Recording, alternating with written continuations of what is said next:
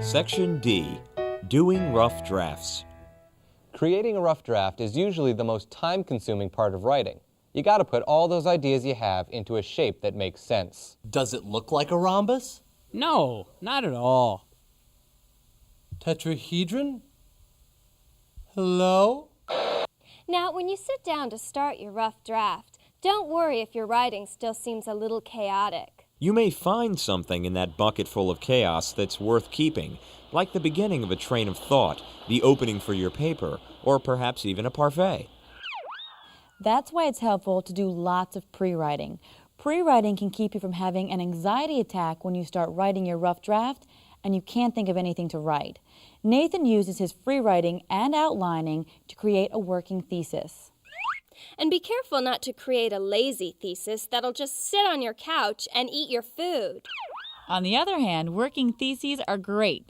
3 working theses can revitalize the economy in 6 months. A working thesis is just a preliminary thesis. It gives you a main idea to focus on as you begin your paper. It's not set in stone. If you find that your preliminary thesis is not going to work for parts of your paper, then you need to revise it. Here's Nathan's working thesis. In high school, kids separate into different social groups.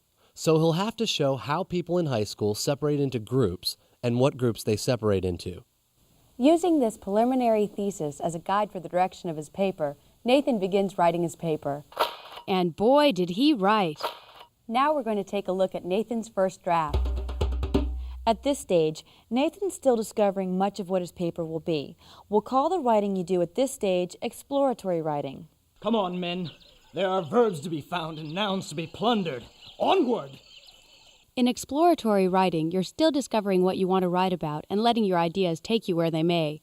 But this writing is a bit more structured and focused than free writing. So we'll call this first rough draft of Nathan's his exploratory draft. Remember, when you're starting your first draft of a paper, you are organizing your thoughts into an essay, but you shouldn't let this hamper your writing. At this stage of the writing process, it's important to get all of your thoughts down on paper, then go back and probe it for problems later. So let's talk about a few aspects of Nathan's first draft. Notice that most of Nathan's exploratory draft is just an elaboration of his free writes and outlines. Nathan's first draft has profited from all of this pre-writing. His first draft is especially good in 2 areas: its great amount of detail and its clear organization. Nathan's essay is far along because he has put lots of time into the process. Also notice from his paper that no research has been added to it yet.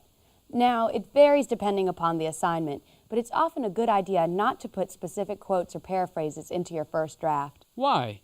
Well, your professor's not going to want a paper that's just a bunch of research stuck together. Here is mine paper, but I'm afraid it is stuck to my hand.